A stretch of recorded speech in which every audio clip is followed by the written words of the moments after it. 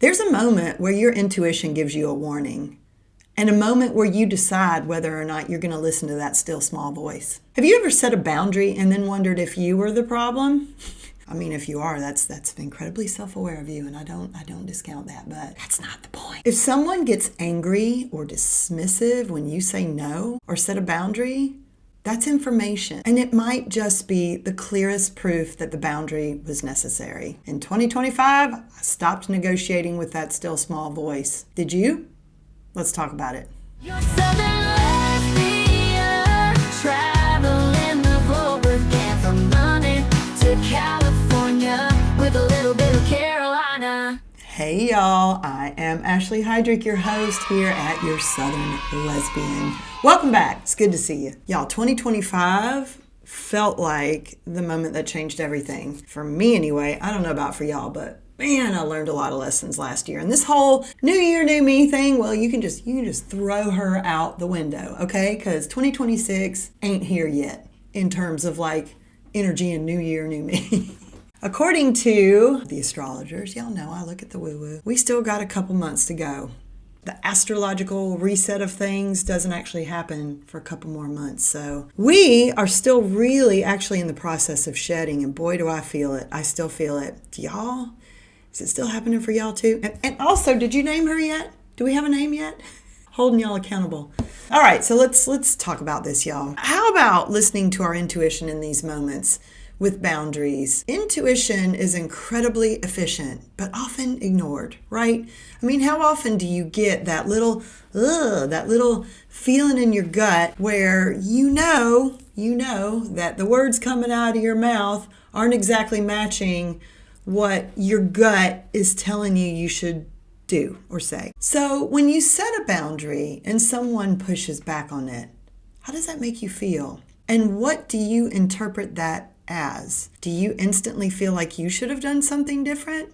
Am I the problem? Well, that is the wrong question. But once again, I'm going to tell you, I appreciate where you're coming from, because I know that there are a lot of very self-aware people that listen to this channel and this podcast, and I appreciate y'all. And it's why we like to do the deep thinking. It's why we continue to learn and grow, because we don't want to be the ones that are, driving everyone to drink. You know what I mean? We want to know when we're doing things that are the problem. The reality is high capacity people feel different when they stop over functioning. And being clear feels a bit harsh to those people who benefited from your flexibility. So friction doesn't necessarily mean incompatibility, but it is exposure of a sort, right? So for me in particular, I'm just going to talk about me because that's what we do here, right? I have noticed patterns in my life, as I've told y'all before. My pattern, who I'm attracted to naturally, are these bigger personality people. I'm just going to say, within the last year, have come to realize why that is and what the patterns are from my childhood, right? But for me in particular, I love a big personality. I love someone who's fun, not someone who's loud and overbearing and intolerable, but someone who's confident, someone who takes charge. They're usually leaders. They're usually artistic or appreciate the arts very much. And that's a beautiful thing. I think those are all very beautiful traits. However, in my brain, I have had to do a little recognizing with myself that charisma, riz as the kids say, charisma is not character. I mean, we know that, right? But let me just repeat it for those of y'all in the back. Charisma is not character. Why? Why do you say that, Ashley? Well, because charm without accountability equals entitlement. That's right. Charm without accountability equals entitlement. Oof. And big personalities, and I should know because I have one, require strong internal regulation. And with someone with a big personality remains unchecked internally, well, guess what they require? Boundaries. You guessed it. Because when they don't have that internal regulation, they are usually going to outsource that to you. And this is how that attraction works, right? Because you, if you're here, are probably one of the more sensitive souls. So if you provide stability, access to your emotions anytime, credibility, safety, yeah, You're the ones. You're the ones that are going to feel this the most. They're the ones that provide excitement and momentum, right? And maybe sometimes validation. And the imbalance isn't obvious until you say no or you place a boundary. That's when these things pop up. But the boundary pushback is the tell. Because healthy people will what? They'll say, oh, I wasn't aware that upset you. Okay, I'll keep that in mind for next time. Unhealthy people will try to guilt you. They'll escalate the situation. They'll deflect. They'll dismiss what you said, or they'll try to punish you. And their reaction answers that question for you real quick. Why does it take us a while to see this?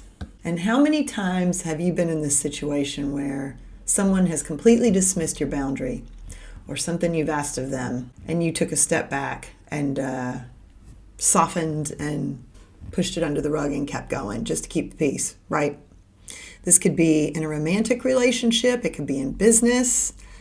I've been in both. It could be with friends.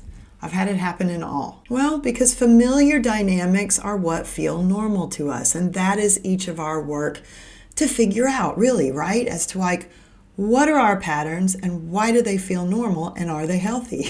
So what did you grow up with? Now, I'm not gonna lie to y'all. I put my patterns flat out into ChatGPT. I went back and listed out all my relationships at the beginning of the year just because I wanted to see. I was like, okay, I'm seeing some of the obvious patterns here, but I wanted it to tell me, because it's real good at that, what patterns did it see in all of these relationships, that where this dynamic was happening. So for me, it was fear. It was fear in a lot of ways. Fear can be dressed up as something else, though, and this is where we have to get careful. So for me, fear was dressed up as loyalty.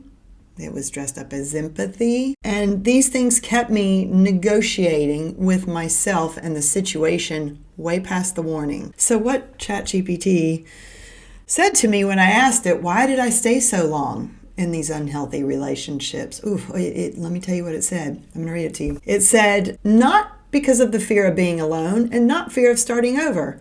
The deeper fear was, if I leave, I'm abandoning someone who needs me, and that makes me unsafe or unlovable. I was like, is that true? Is that true?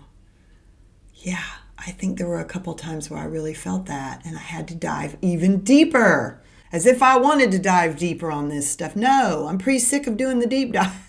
But here we are, and I do appreciate growth, and I do want to know. I want to know the answers to these things. So what changes did I need to implement, and do we need to implement, to stop this pattern from happening? Well, number one, we stop explaining ourselves. If this is something that we need, we say it once, and then we don't over-explain. We don't give 100 reasons why. We just say, I'd be more comfortable if this makes me uncomfortable, blah, blah, blah. Just state it, right?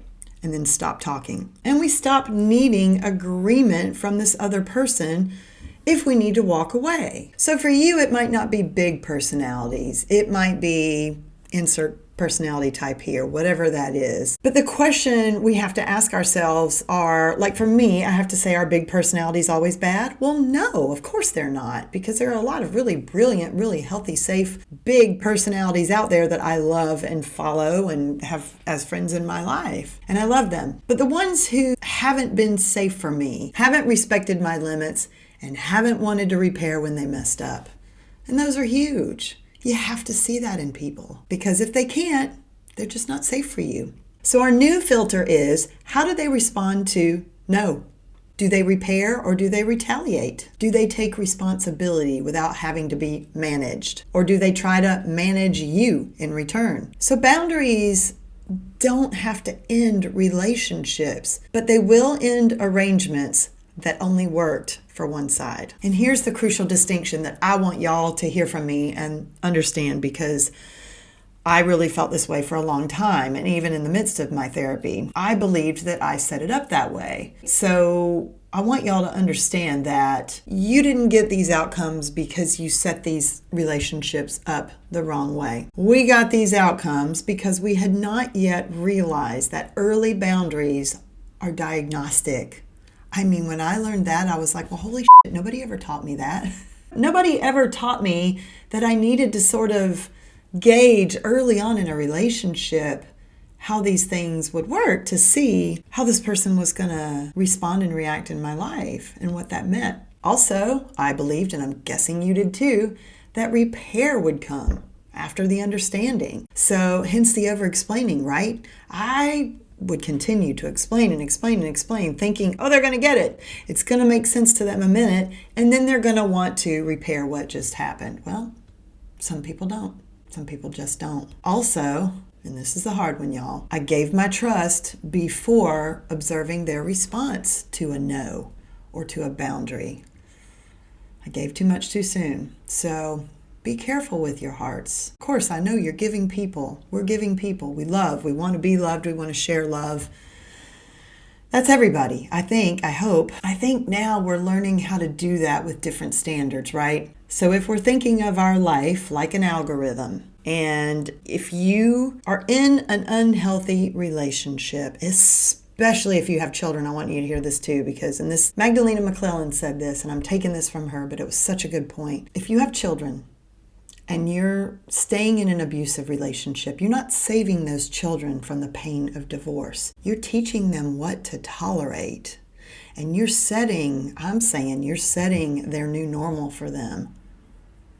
So likewise, even if you don't have children, if you are staying in an unhealthy relationship and you're making excuses for not getting out of it, what is your normal? What are you tolerating and teaching your nervous system is okay? Just a little light chat here on Your Southern Lesbian today. Sorry about it. Listen, the growth in all this doesn't mean that we're never going to attract chaos again. It just means that that chaos will not survive your standards if you set them properly early enough and hold them. Here's hoping, y'all. Here's hoping. Thank y'all so much for being here. I appreciate you so much. If you haven't already subscribed, please do. I ask this every week. I'm going to ask you again.